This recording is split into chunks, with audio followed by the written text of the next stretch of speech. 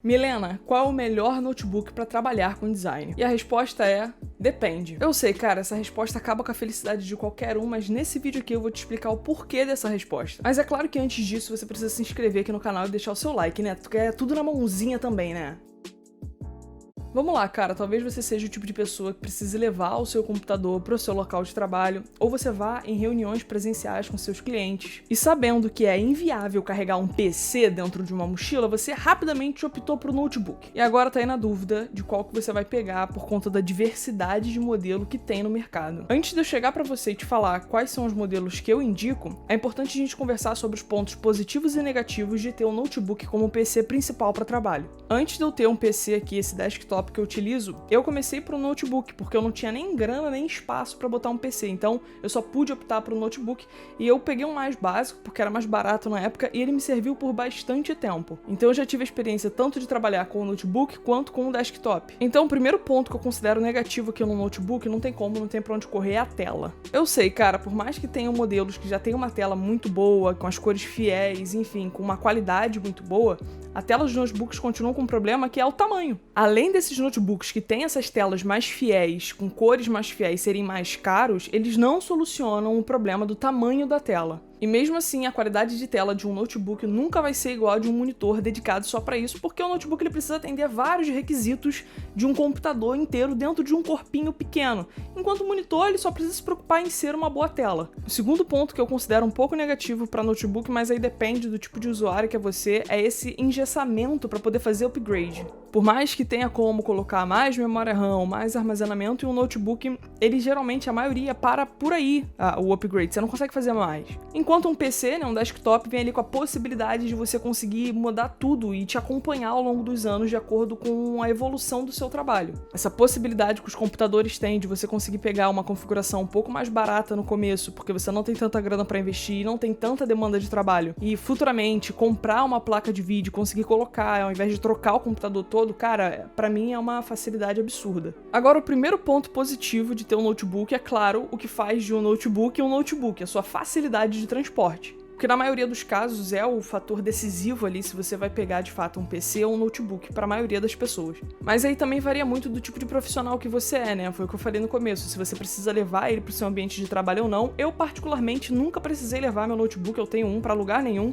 e também nunca vi necessidade de transportar esse PC aqui para algum lugar para pensar, putz, eu podia ter um notebook para fazer isso. Então depende do que você vai fazer. O segundo ponto positivo é o espaço. O notebook não ocupa tanto espaço. Então se você está começando agora e você não tem um espaço dedicado na sua casa, enfim, um ambiente de trabalho, é fácil, você consegue se virar com o notebook colocando na mesa da cozinha, enfim, trabalhando da sala, não é um problema isso. Espaço esse que um PC, né, um computador, exige muito, então você se dá bem ali, você consegue essa facilidade com o notebook. Agora, doidão, presta atenção aqui, vamos lá, porque que eu falei que depende qual notebook vai ser o melhor para você. Isso acontece porque existem vários tipos de designers e cada um precisa de um PC específico para o trabalho deles. Como eu disse antes, eu utilizava um notebook no começo e me servia muito bem. Eu tava começando e eu utilizava ali basicamente Photoshop e Illustrator com uma demanda muito baixa ao longo do dia, então não tinha necessidade de eu ter uma máquina tão potente se eu não ia utilizar aquilo. É igual você que paga aí 7 mil no seu celular para usar o WhatsApp e Instagram, então é a mesma coisa com o computador. Não tinha necessidade naquela época eu pagar caro num notebook ou caro num PC pra uma parada que eu não ia utilizar. Agora, se hoje em dia eu pegasse aquele mesmo notebook que eu usava pra trabalhar naquela época e tentasse trabalhar agora, a coisa já não funciona muito bem. Atualmente eu já uso o After Effects, o Premiere, enfim, eu uso com muito mais frequência o Photoshop e o Illustrator simultaneamente.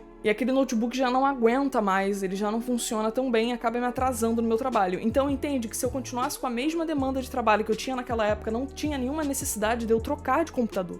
Então é importante que você entenda qual é o seu perfil de designer para você poder canalizar o dinheiro que você vai gastar no notebook no melhor modelo possível para você não acabar gastando dinheiro à toa ou gastando dinheiro de menos e ficar faltando ali desempenho no seu computador. E aí, meu caro bípedezinho, a Adobe já disponibiliza dentro do site dela cada configuração que todos os softwares dela individualmente precisam para funcionar. Quais as configurações mínimas e as recomendadas para o Photoshop, para o Illustrator, para o Premiere, e aí você consegue ver, putz, eu utilizo mais esse software aqui, eu utilizo esse, pô, esse daqui eu não utilizo. E aí você consegue montar na sua cabecinha todas as configurações que você vai precisar para montar o seu PC. Então é nessa situação que você consegue economizar o seu dinheirinho e gastar ele com outra coisa coisa pro seu setup que eu tenho certeza que você, designer, vai precisar. Eu vou deixar esse link da Adobe que eu falei aqui na descrição para facilitar o seu trabalho, e eu tô sempre facilitando a sua vida e você não deixa o like no vídeo, velho. Você não cansa de ser vacilão, não? Lá na Adobe, para verificar as configurações, eu basicamente olhei alguns programas. E aí eu peguei os mais famosos, assim, que a gente utiliza, né? Que é o Premiere, o After Effects, o Photoshop, o Illustrator, o InDesign e o Lightroom.